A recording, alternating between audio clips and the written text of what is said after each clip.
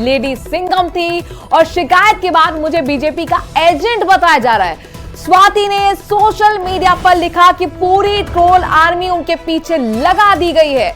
स्वाति ने लिखा कि उनके खिलाफ झूठ फैलाने वालों के खिलाफ वो कानूनी कार्रवाई करेंगी, झूठ से पर्दा हटाने के लिए वो कानूनी कार्रवाई करेंगी।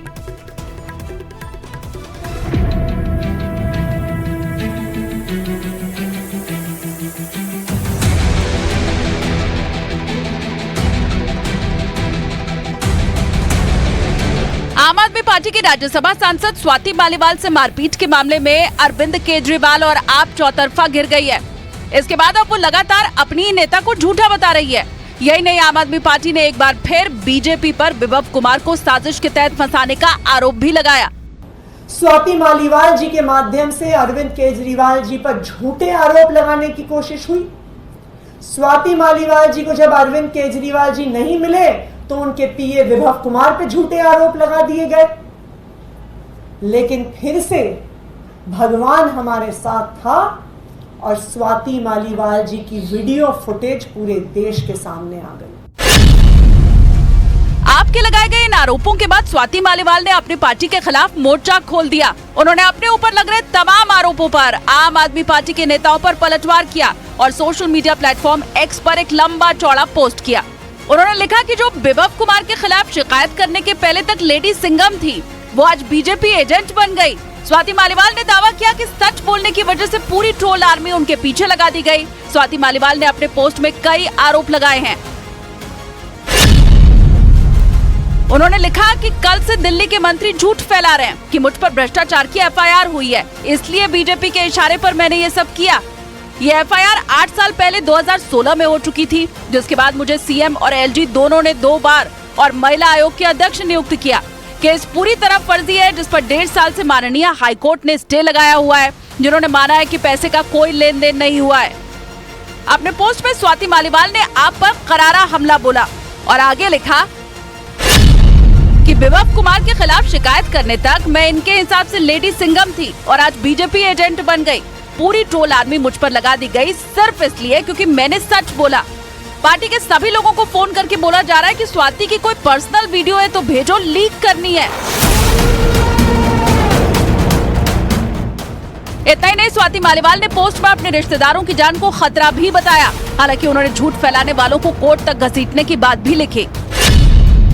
झूठ ज्यादा देर तक नहीं टिक पाता है, पर सत्ता के नशे में किसी को नीचा दिखाने के जुनून में ऐसा ना हो कि जब सच सामने आए तो अपने परिवारों से भी नजर ना मिला पाओ। तुम्हारे हर फैलाए झूठ के लिए तुम्हें कोर्ट लेके जाऊंगी। वहीं स्वाति मालीवाल केस में दिल्ली पुलिस भी एक्शन मोड में दिखाई दे रही है। एक दिन पहले दोबारा विभव कुमार को पुलिस सिविल लाइंस लेकर पहुंची और पूरी घटना का फिर से रिक्रिएशन किया गया, जो सीएम आवास में करीब 1.5 घंटे तक चला। इस दौरान विभव कुमार से पुलिस ने 13 मई की घटना पर सवाल जवाब किए, जिसके बाद पुलिस केजरीवाल के पीए विभव को वापस ले गई।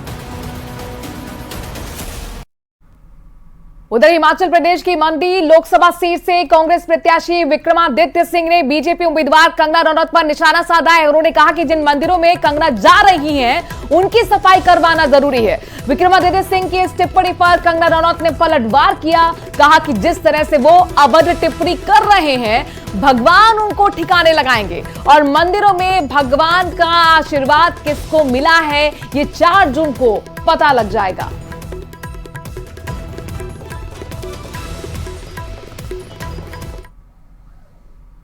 प्रदेश के अंदर मंडी संसदीय क्षेत्र के अंदर ये बात घर कर चुकी है कि मोहतरमा का जो खान पीन की चीजें आज निकल कर आ रही है, आज जो ऐसी चीजें निकल कर आ रही है जो हमारी देव संस्कृति को कलंकित करती है। और हमने ये कहा कि जिन जिन मंदिरों में वो जा रही है वहां पर जो है सफाई करने की आवश्यकता है। ये चीजें हम नहीं कह रहे, आज ये देव नीति के लोग इस बात को कह रहे हैं कि देव संस्कृति के ऊपर जो ये प्रहार किया जा रहा है, आज जो हमारे देव नीति के विपरीत जो चीजें आज निकल कर आ रही है, जो आज व्हाट्सएप में, यूट्यूब में, हर चीजों में लोग जिस चीज को देख रहे हैं, ये हमारी संस्कृति नहीं है। इस तरह के जो भी हैं, मुझे लगता है कि इस तरह के जो अभद्र टिप्पणियां जो वो कर रहे हैं और बार बार जिस तरह की बातें कर रहे हैं, भगवान उनको खुद ठिकाने लगाएगा और जिस तरह से पता चल जाएगा 4 जून को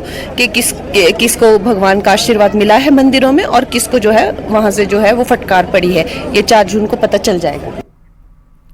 और हिमाचल के बाद आपको बंगाल की राजनीति दिखाते हैं, जहां पर रामकृष्ण मिशन को लेकर ममता बनर्जी के बयान पर बीजेपी ने टीएमसी को घेरना शुरू कर दिया है। झारग्राम की रैली में पीएम मोदी ने ममता बनर्जी पर निशाना साधा और कहा कि टीएमसी सरकार भी रामकृष्ण मिशन को बंगाल में धमकी देगी या आश्रम में तोड़फोड़ होंगे, ये कभी किसी देशवासी ने नहीं सोचा था।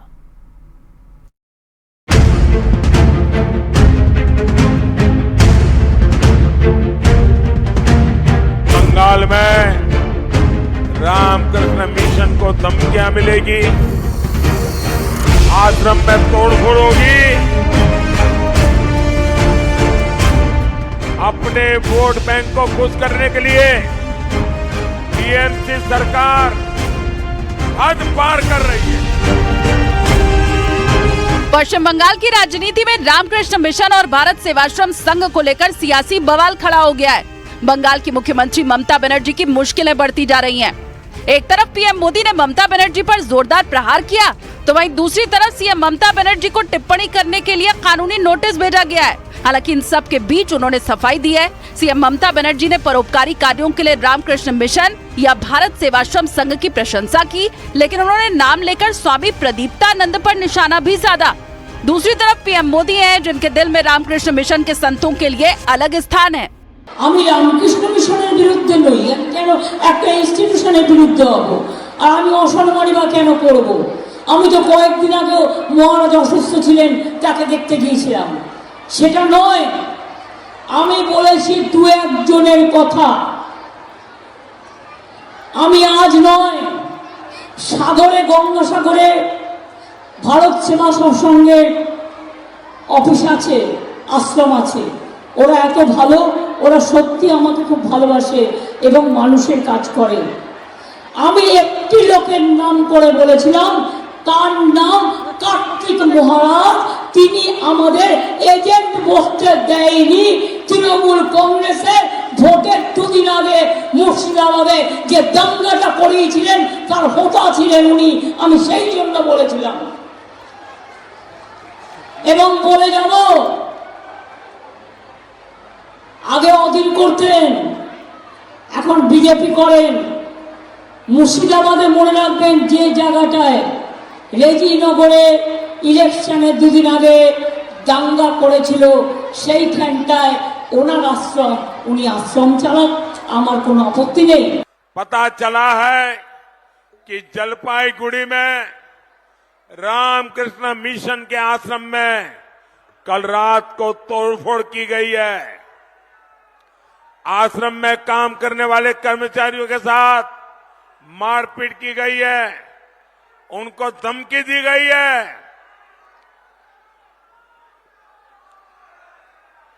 ये बंगाल को अब किस तरह ले जा रही है टीएमसी सरकार।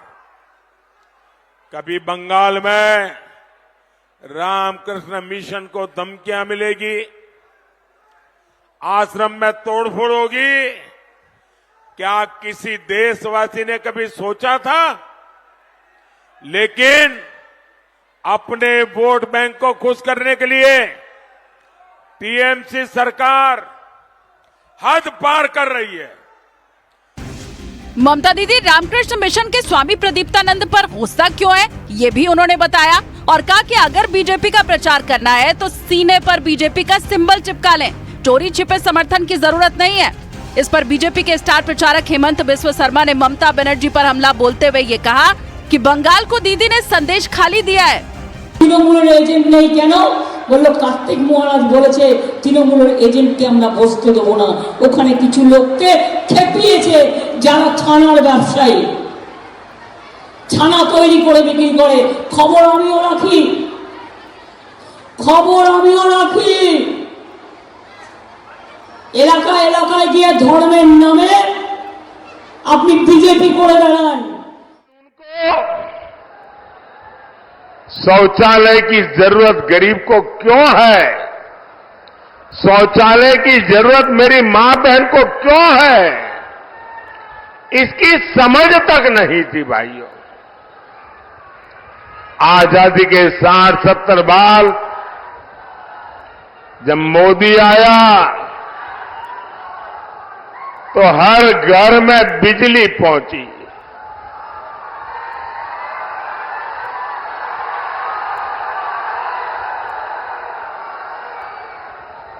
ये मोदी है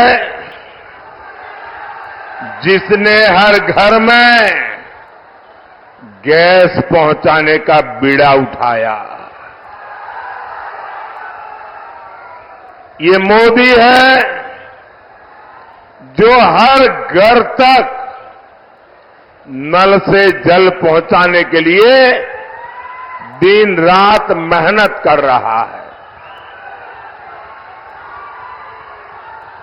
कांग्रेस और आरजेडी जैसे उसके साथियों ने आपको सिर्फ और सिर्फ तरसा कर रखा। गरीब और गरीब होता रहा। इन 60 सालों में इन लोगों ने बड़े बड़े महल बना लिए। स्विस बैंक में अकाउंट खुल गए। आपके पास पेट भरने को अन्न नहीं था, लेकिन इन लोगों को तिजोरी में नोटों की गड्डियों, नोटों के पहाड़, उनकी अलमारियां नोटों से भरी रहती है। आपके बच्चों के पास पढ़ने के लिए स्कूल नहीं था, लेकिन इनके बच्चे विदेशों में जाकर पढ़ते रहे। गरीब परेशानी में था, मुश्किल में था, लेकिन इन्हें कोई फर्क नहीं पड़ता था। साथियों, देश में गरीब की पूछ तब शुरू हुई जब गरीब का ये बेटा प्रधान सेवक के रूप में आपकी सेवा में खपने लगा। पिछले 10 साल में मोदी का बहुत सारा समय पिछली सरकारों के गड्ढे भरने में निकला है। जो काम 10 वर्षों में हुआ है, अब उससे ज्यादा काम अगले 5 साल में होगा।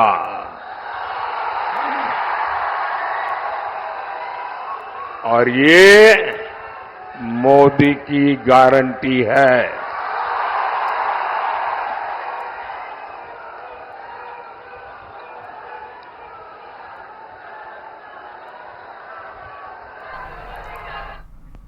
तो बिहार के मोतिहारी से प्रधानमंत्री नरेंद्र मोदी को आप सुन रहे थे, जो कह रहे हैं कि अभी ये ट्रेलर है, अभी तो 5 साल में और विकास होना बाकी है। बहरहाल खबरों में आगे बढ़ते हैं, बात ईरान की करते हैं, क्योंकि ईरान के राष्ट्रपति इब्राहिम राइसी के निधन पर भारत में एक दिन का राष्ट्रीय शोक देखा गया है।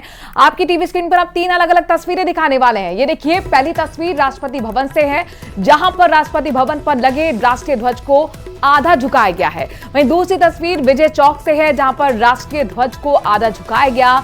और ये तीसरी तस्वीर आपके सामने राष्ट्रीय रेल संग्रहालय से है, जहां राष्ट्रीय ध्वज को झुकाया गया है। आपको बता दें कि हेलीकॉप्टर दुर्घटना में ईरानी राष्ट्रपति इब्राहिम राइसी, विदेश मंत्री और अन्य पदस्थ अधिकारियों की मौत के बाद भारत सरकार की ओर से एक दिवसीय शोक रखा गया। अगली खबर जयपुर से, जहां पर एक क्लब में आपसी कहासुनी के बाद कुछ युवकों ने जमकर उत्पात मचाया। 7 से 8 लड़कों ने क्लब में जमकर जाकर तोड़फोड़ की। इतना ही नहीं, टोकने पर बाउंसर संदीप मौर्य के साथ हाथापाई भी की गई। इसके बाद वैशाली नगर इलाके में कार्तिक राठौर के घर पहुंचकर एक जीप में तोड़फोड़ की गई। घटना का सीसीटीवी जो फुटेज है 2 दिन बाद सामने आया है। आरोप है कि सीसीटीवी फुटेज में मारपीट कर उत्पात मचाते हुए नजर आ रहा युवक हर्ष सिंह पूर्व मंत्री प्रताप सिंह खाचरियावास का भतीजा है। इस संबंध में बाउंसर ने मुख्य आरोपी सहित 9 लोगों के खिलाफ केस दर्ज कराया है। वहीं दूसरी तरफ कार्तिक राठौर ने भी वैशाली नगर थाने में केस दर्ज करवाया है, जिसमें पूर्व मंत्री के भतीजे हर्ष सिंह और अन्य युवकों पर धमकियां देने और गाड़ी में तोड़फोड़ की बात कही गई है। और अगर आप चारधाम यात्रा जाने की कोशिश कर रहे हैं तो यह खबर आपके लिए बहुत महत्वपूर्ण है, क्योंकि चारधाम में आ रही भीड़ को देखते हुए ऑफलाइन रजिस्ट्रेशन पर एक बार फिर से रोक लगा दी गई है। 31 मई तक के लिए जो चारधाम यात्रा है उसके ऑफलाइन रजिस्ट्रेशन को बंद कर दिया गया है, यानी कि काउंटर पर होने वाले रजिस्ट्रेशन अब मई के लिए बंद हो गए हैं। चारों धामों में क्षमता से ज्यादा तीर्थयात्री पहुंच रहे हैं। रविवार को केदारनाथ में अकेले 35,000 से ज्यादा यात्री पहुंच गए और अन्य धामों में भी भारी भीड़ उमड़ रही है। मुख्यमंत्री पुष्कर सिंह धामी ने कहा है कि सबकी यात्रा सुरक्षित हो, लिहाजा कोई जोखिम हम नहीं लेना चाहते। और इसी खबर के साथ इस बुलेटिन में आज के लिए इतना ही। देश और प्रदेश की बाकी खबरों के लिए बने रहिए न्यूज़ 18 राजस्थान के साथ। नमस्कार।